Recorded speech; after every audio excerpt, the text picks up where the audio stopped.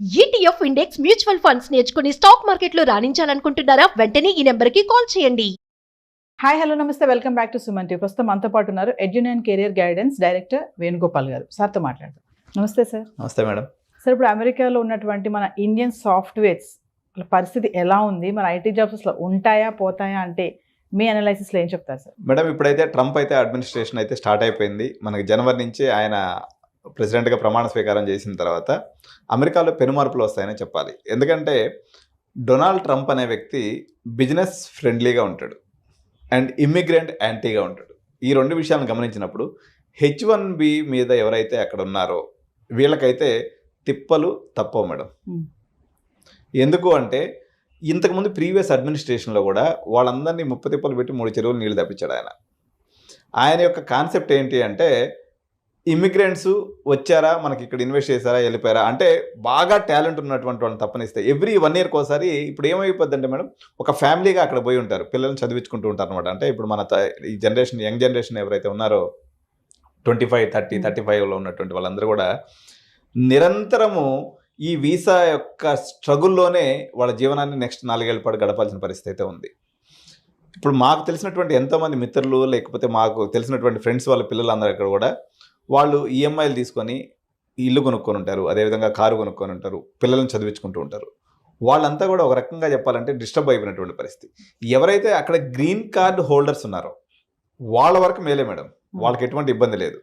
ఎవరైతే H1B మీద ఉన్నారో, లేకపోతే డిపెండెంట్ వీసా మీద ఉన్నారో, L1 మీద ఉన్నారో, స్పౌస్ జాబ్ చేసుకునే దానికి అవకాశం ఇవ్వద్దని చెప్పేసి ఈయన ఒక పాలసీ పెట్టుకుంటాడు. అట్లా తీసుకున్నప్పుడు ఈయన అడ్మినిస్ట్రేషన్లో మాత్రం అక్కడ ఉన్నటువంటి వాళ్ళందరికీ కూడా ఇబ్బందికరమైనటువంటి సిచ్యువేషనే. కానీ ఇప్పుడు మీరు అన్నారు కదా, అక్కడ సాఫ్ట్వేర్ ఉద్యోగాలు ఉంటాయా పోతాయా అనేది, ఇది ఒక్క ట్రంప్ మీద ఆధారపడి ఉండదు మేడం. ఎందుకంటే ఆర్టిఫిషియల్ ఇంటెలిజెన్స్ వల్ల లక్షలాది ఉద్యోగాలు ఒకవైపు పోతూ ఉన్నాయి. కానీ ట్రంప్ రావడం వల్ల ట్రంప్ ఏమంటున్నాడంటే ఇప్పుడు ఈయన కొన్ని విషయాలకు వ్యతిరేకంగా ఉంటాడు. ఫర్ ఎగ్జాంపుల్, ఇప్పుడు ఉదాహరణకి ఉక్రెయిన్కి బిలియన్స్ ఆఫ్ డాలర్స్ అమౌంట్ అనేది మన అమెరికా అనేది స్పెండ్ చేస్తూ ఉంది. అదేవిధంగా మన ఇజ్రాయెల్కి కూడా స్పెండ్ చేస్తూ ఉందన్నమాట. పర్యావరణ పరిరక్షణ కోసం కొన్ని వేల డాలర్స్, లక్షల డాలర్స్ వీళ్ళు స్పెండ్ చేస్తూ ఉంటారు అనమాట. ఇటువంటి ఫండ్ మొత్తాన్ని అమెరికా యొక్క మార్కెట్స్లోకి తీసుకొచ్చి అమెరికా వెల్ఫేర్ కోసం ఖర్చు పెట్టాలనేటువంటిది ట్రంప్ యొక్క ప్రధానమైనటువంటిది. దీనివల్ల ప్రాజెక్ట్స్ పెరిగి ఉద్యోగ అవకాశాలు పెరగతాయని చెప్పేసి ఒక సెక్షన్ ఆఫ్ పీపుల్ అయితే బలంగా చెప్తూ ఉన్నారు. ఇప్పుడు సపోజ్ ఒక కంపెనీ ఉంది మేడం, వాళ్ళు H1B వీసాలో సపోజ్ ఒక 100 ఉన్నాయనుకుందాం ఫర్ ఎగ్జాంపుల్. ఈ 100 మెంబర్స్ ఉన్నటువంటి రిక్వైర్మెంట్ కాస్త తనకి 500 మెంబర్స్ రిక్వైర్మెంట్ ఉందనుకోండి, ఆబ్వియస్గా H1Bలు ఎక్కువ ఇష్యూ చేస్తారు. ఎందుకంటే వాళ్ళకి ఎప్పుడైతే ప్రాజెక్ట్స్ ఉంటాయో వీళ్ళకి H1B వీసాలు కూడా ఆటోమేటిక్గా ఇంప్రూవ్ అయ్యేది ఉంటుంది. కాకపోతే ఒకటే ఉంటుంది, టెక్నికల్ ఛాలెంజ్ ఏంటంటే వాళ్ళు చిన్న విషయాన్నైనా పెద్ద రిజెక్షన్స్ ఎక్కువ పడతాయి. H1B లాటరీ వేసినప్పుడు రిజెక్షన్స్ ఎక్కువ వస్తాయి అనమాట. 21%, 22% రిజెక్షన్స్ పడినప్పుడల్లా ఏంటంటే మళ్ళీ వాళ్ళు లాటరీ కోసం ప్రయత్నం చేయాల్సి ఉంటుంది. కొత్త టెక్నికల్ ప్రాసెస్ ఉంటుంది తప్ప ఓవరాల్గా అమెరికన్ ఎకానమీ మనకి పరుగులు తీసేటువంటి అవకాశం ఉంది. ఎందుకంటే అమెరికాలో ఎప్పుడైతే పెట్టుబడి పెడతాయో ప్రాజెక్ట్స్ మీద ఎక్కువ వస్తాయి. ఎందుకంటే వాళ్ళు ఇంట్రెస్ట్ రేట్స్ తగ్గించినప్పుడు సహజంగా వాళ్ళు ఎక్కువ మనీని లెండ్ చేసుకొని, ఎక్కువ మనీని తీసుకొని బ్యాంక్స్ దగ్గర నుంచి కొత్త ప్రాజెక్ట్స్ అనేవి స్టార్ట్ చేస్తారు. తద్వారా ఇప్పుడు ఉన్నటువంటి ఏదైతే ఫర్ ఎగ్జాంపుల్ ఇప్పుడు 100 జాబ్స్ ఏదైతే ఉన్నాయో అవి 200 జాబ్స్ వరకు పెరుగుతాయనేటువంటి అంచనాలు అయితే ఇప్పుడు ఉన్నాయి. దానివల్ల అమెరికన్ ఎకానమీ ఎప్పుడైతే బూస్ట్ అవుతుందో తద్వారా ఉపాధి అవకాశాలు, అదేవిధంగా సాఫ్ట్వేర్ ప్రాజెక్ట్స్ కూడా పెరుగుతాయి. ఎన్ని ఉన్నప్పటికి కూడా ఇంత ఎవరైతే ఉన్నారో 100% అందరూ సస్టైన్ అయ్యేటువంటి అవకాశం లేదు.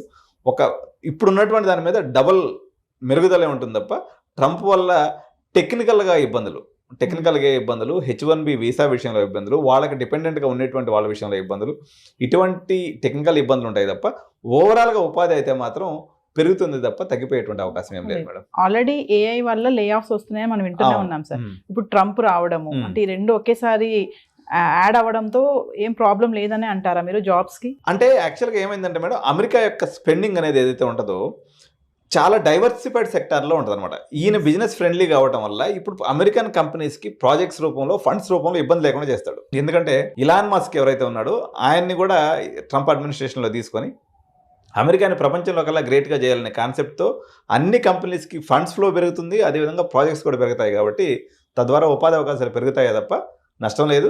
కాకపోతే ఈ యొక్క ఇబ్బందులు అయితే, వీసా ఇబ్బందులు అయితే కానీ తప్పేటట్లేదు, అందరికి కూడా ఉంటాయి. ఇప్పుడు ఈ ట్రంప్ విన్నింగ్ అనేది మన ఇండియన్స్ పైన ఎలా ఉంటుంది, అసలు ఇంపాక్ట్ ఎలా ఉంటుంది అంటారు ఓవరాల్గా చూసుకుంటే? ఇక్కడ 2 రకాలుగా చూడాలి మేడం. ఒకటి ఇండియన్స్ పైన ఉండేటువంటి ఎఫెక్ట్, రెండోది ఇండియా పైన ఉండేటువంటి ఎఫెక్ట్.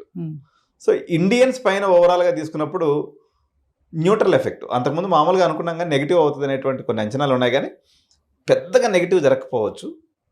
కానీ ఓవరాల్గా ఇండియా మీద చూస్తే మాత్రం ఏ రకంగా తీసుకున్నా ట్రంప్ వల్ల మనకు చాలా లాభాలే. ఎందుకంటే ఓవరాల్గా ఇండియన్ ఎకానమీ డెవలప్ అవ్వాలి అన్నట్లయితే మనకి నియరెస్ట్ కాంపిటేటర్ వచ్చేసి చైనా మేడం. అతనికి చైనా అంటే సుతరాము పడదు. దీనివల్ల మనకు అనేక రకాలైనటువంటి విడిభాగాలు, ఓఈఎంస్ అంటారు అనమాట. ఓఈఎంస్ అంటే విడిభాగాల సప్లై ఏదైతే ఉందో దీనికి సంబంధించినటువంటి వేలాది ప్రాజెక్ట్స్ ఇండియాకి వచ్చేటువంటి అవకాశం ఉంది. దీనివల్ల మన ఇండియాలో పర్టికులర్గా మెకానికల్ చదువుకున్నటువంటి విద్యార్థులకి, లేకపోతే ఏరోస్పేస్లో చదువుకున్నటువంటి విద్యార్థులకి, ఏరోనాటికల్ చదువుకున్నటువంటి విద్యార్థులకి వీళ్ళందరికీ కూడా ఉపాధి అవకాశాలు వస్తాయి. కానీ వేరే సాఫ్ట్వేర్ పరంగా తీసుకున్నప్పుడు కొంత ఇబ్బంది. ఎందుకంటే ఈయన ట్యాక్స్ అనేది ఇంపోర్ట్స్ మీద విపరీతంగా పెంచుతానని అంటున్నాడు. ఈ ట్యాక్స్ ఇప్పుడు మనం తయారు చేసేటువంటి సాఫ్ట్వేర్లో దాదాపు 70% సాఫ్ట్వేర్ ఎక్స్పోర్ట్ టు అమెరికా అనమాట. ఎప్పుడైతే వాళ్ళు ట్యాక్స్లు పెంచుతారో ఆటోమేటిక్గా మన కంపెనీల యొక్క ఫినాన్షియల్ అనేది క్రంచ్ వస్తుంది వీళ్ళకి. తద్వారా వీళ్ళు ఏం చేస్తారంటే కంజ్యూస్గా తయారవుతారు. వాళ్ళు ఎప్పుడైతే కంజ్యూస్గా తయారవుతారో మన సాఫ్ట్వేర్ ఎంప్లాయీస్కి ఇంక్రిమెంట్స్ ఉండవు, కొత్త వాళ్ళని తీసుకునేటువంటి శక్తి వాళ్ళకు ఉండదు. ఈ ఇబ్బందులు అనేది ఉంటుంది. ఎందుకంటే సస్టైనబిలిటీ అనేది వీళ్ళకి తక్కువ అయిపోతుంది అనమాట. ఎందుకంటే వాళ్ళు ట్యాక్స్ పెంచడం ద్వారా. సో ఈ ఇబ్బంది అయితే మనకు ఉంటుంది. అయినప్పటికీ ఆయన ఏమంటున్నాడంటే 60% ట్యాక్స్ని చైనా నుంచి వచ్చే ప్రొడక్ట్స్ మీద వేస్తాను, అదేవిధంగా వేరే ఇండియా నుంచి వచ్చే వాళ్ళకి మాత్రం 20 నుంచి 25% ట్యాక్స్ వేస్తానని ప్రజెంట్ తను ఎలక్షన్ టైంలో చెప్పినటువంటి మాట. అదే నిజమైనట్లయితే కంపారిటివ్లీ మనం లాభపడతాము కంపేర్ టు చైనా. కానీ సాఫ్ట్వేర్ పాయింట్ ఆఫ్ వ్యూలో మాత్రం ఫైనాన్షియల్ క్రంచ్ అనేది కొంత సాఫ్ట్వేర్కి వచ్చేసింది. ఆల్రెడీ ఏఐ ఉపద్రవం ఉంది. 4 సంవత్సరాల నుంచి అసలు ప్లేస్మెంట్స్ అన్న మాటే లేవు. దానికి తోడు ఇదిగానే యాడ్ అయింది అన్నట్లయితే కంపెనీస్ యొక్క ఆర్థిక సౌలభ్యం తగ్గిపోయి మన ఇక్కడ లోకల్గా ఉన్నటువంటి సాఫ్ట్వేర్ ఎవరైతే చదువుతున్నారో విద్యార్థులకు మాత్రం డెఫినెట్గా వీళ్ళకైతే కొంత ఇబ్బంది జరిగేటువంటి అవకాశం అయితే ఉంది మేడం. అంటే సార్ ఇప్పుడు వలసగా వెళ్తారు కదా, ఇమిగ్రెంట్స్ ఉంటారు, ఇల్లీగల్గా వెళ్తారు కదా, వాళ్ళపైన బాగానే ఇప్పుడు స్ట్రిక్ట్గా ఉంటుందంటారా? 100% స్ట్రిక్ట్గా ఉంటుంది మేడం. ఆయన ఇల్లీగల్ ఇమిగ్రేషన్ విషయంలో చాలా అంటే ట్రంప్ యొక్క సహజ స్వభావం ఏంటంటే నోటికి ఎంత మాట వస్తే అంత మాట అంటారు అనమాట. ఆయన ఈ మధ్య ఒక మీటింగ్లో చెప్తూ వాళ్ళు పిల్లులు తింటారు, కుక్కలు తింటారు, వాళ్ళు మనుషులు కాదన్నట్టుగా మాట్లాడతారు. అంటే ఇల్లీగల్ ఇమ్మిగ్రెంట్స్ అనే మాటే తనకు ఒక నచ్చనటువంటి మాట. మెక్సికో గోడ కడతానంటాడు ఎంతసేపుకి, ఆ నుంచి ఎవరిని రాని అంటాడు. అందువల్ల ఇక్కడ 2 రకాల ఇబ్బందులు ఉన్నాయి. ఒక 9 లక్షల మంది ఎవరైతే, ఒక 9 నుంచి ఒక 10 లక్షల మంది ఇక్కడికి వెళ్ళినటువంటి వాళ్ళ పేరెంట్స్ అక్కడే ఉన్నారు, కానీ పిల్లలు అక్కడ పుట్టలేదు. వాళ్ళు అక్కడే పుట్టి పెరిగి పెద్దవాళ్ళు అయిపోయారు. ఇప్పుడు వాళ్ళకి పౌరసత్వం ఇవ్వనంటున్నాడు ఆయన. ఫస్ట్ అదే ఇప్పుడు పాపం వాళ్ళు ఒక 10 లక్షల మంది, వాళ్ళు పాపం 10th క్లాస్ అక్కడే చదివిండ్రు, ఇంటర్ అక్కడే చదివిండ్రు, డిగ్రీ అక్కడే చదివిండ్రు, పాపం అక్కడే ఉన్నారు. వాళ్ళకి అసలు మామూలుగా ఇండియన్ ఫ్రెండ్స్ కూడా ఎవరు లేరు. కానీ ఇప్పుడు వాళ్ళు ఏంటంటే వాళ్ళు అమెరికన్ సిటిజన్స్ కాదు అంటున్నారు. అంటే యాక్చువల్గా ఇండియన్స్ ఎప్పుడు కూడా పెద్దగా ఇల్లీగల్ ఇమిగ్రేషన్ చేయరు మేడం. వాళ్ళు జనరల్గా ఏంటంటే పాకిస్తానీస్, బంగ్లాదేశ్, తర్వాత వీళ్ళు ఆ మెక్సికో బార్డర్లో పోయేసి సల్లంగా దూరి లోపలికి వెళ్ళిపోతుంటారు తప్ప ఇండియన్ ఇల్లీగల్ ఇమిగ్రెంట్స్ ఓవరాల్గా మనం తీసుకున్నప్పుడు ఇట్లాంటి వాళ్ళు ఉన్నారు. ఎవరు అక్కడే పిల్లలు పుట్టకుండా, మామూలుగా అమెరికాలో పౌరసత్వం ఎట్లా ఉంటుందంటే ఒకవేళ ఈమె ప్రెగ్నెన్సీతో పోయి అక్కడ పాప లేకపోతే బేబీ పుట్టింది అనుకోండి, వాళ్ళకి బై డిఫాల్ట్ అమెరికన్ సిటిజన్షిప్ అనేది వచ్చేస్తుంది. అట్లా కాకుండా పిల్లలు పుట్టిన తర్వాత అక్కడికి వెళ్ళింది అనుకోండి, అక్కడే పెరిగి చదువుకుంటారు. కానీ వాళ్ళకి ఇప్పుడు గ్రీన్ కార్డ్ రావడానికి 100 ఏళ్ళ క్యూ ఉంది. వాళ్ళకి ఇప్పుడు గ్రీన్ కార్డ్ వచ్చే అవకాశం లేదు. సో ఈ గ్రీన్ కార్డు విషయంలో ఆయన ఒక పాలసీ తీసుకుని ఏదైనా ముందుకెళ్తే ఆయన 2 రకాలుగా చెప్తాడు. నేను ఇక్కడ నుంచి డిగ్రీ చదవడానికి వచ్చిన వాళ్ళందరికీ గ్రీన్ కార్డ్ ఇచ్చేస్తాను అంటాడు, ఇమిగ్రేషన్ మొత్తాన్ని తాడదీస్తాను అంటాడు. మరి ఆయన గ్రీన్ కార్డు విషయంలో అయితే నాకు తెలిసి బెండగాడు. ఎందుకంటే ఇప్పుడైతే అక్కడ ఉన్నటువంటి ఈ 9 లక్షల మందికి ఇల్లీగల్ ఇమిగ్రెంట్స్గా ఉన్నటువంటి వాళ్ళందరినీ కూడా హోమ్ల్యాండ్ సెక్యూరిటీ అంటారు. వాళ్ళకి మనకి ఎక్కడైతే అక్కడ ఇమిగ్రేషన్ అధికారాన్ని చూసేటువంటి ఒక డివిజన్ అనమాట అది అమెరికా ప్రభుత్వంలో. వాళ్ళని అయితే మాత్రం అందరినీ తాడదీసి అందరిని ఇంటికి పంపిస్తారు.